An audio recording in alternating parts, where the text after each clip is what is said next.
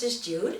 If you have not subscribed yet, I would love it if you hit the red button and like and comment on this video. Today is the first episode of a new series called A Look at the Saints. And I thought it'd be fun to kick off with a saint from my native land of Hungary. And Hungary is a very rich culture. The Hungarian traditions mean so much to me because my grandmother was born there. So I was able to learn a lot about the country itself and the delicious foods and just the deep faith that the people of Hungary have. So the saint that I'm going to showcase today is Saint Stephen the Great, who is the patron saint of Hungary.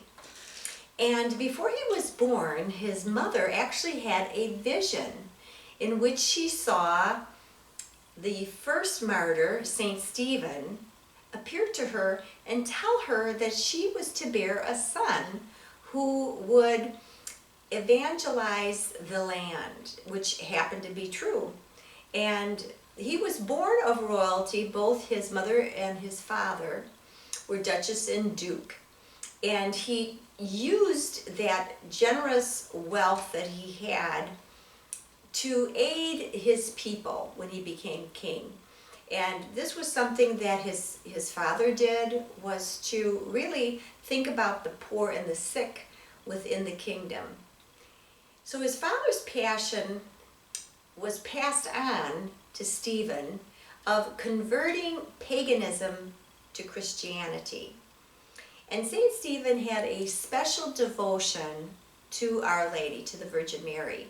And she was so honored, and she was such an integral part in his everyday decisions. And he would pray to her faithfully. And he then built several churches in Hungary in her honor. And Saint Stephen the Great is actually the patron saint of mason workers and bricklayers. So that's no surprise there. And he actually died on the Feast of the Assumption. And he gave final prayers to the kingdom and a special prayer to our Blessed Mother, giving her the guardianship of the kingdom and its people. So I hope you've learned, as I have, a little bit about Saint Stephen the Great, and I will be continuing to discuss wonderful saints, some that we are very familiar with and some that we might not be familiar with. But our Catholic faith has just an endless amount of saints to study and to really look to in prayer, as well as an example of holiness. Now, these people were ordinary people that did extraordinary things. So we're all capable of doing that, giving of ourselves, and having holy moment after holy moment to transform our lives. So remember what Mother Angelica said, in that we are all called to be great saints. Don't miss the opportunity. See you next time, friends.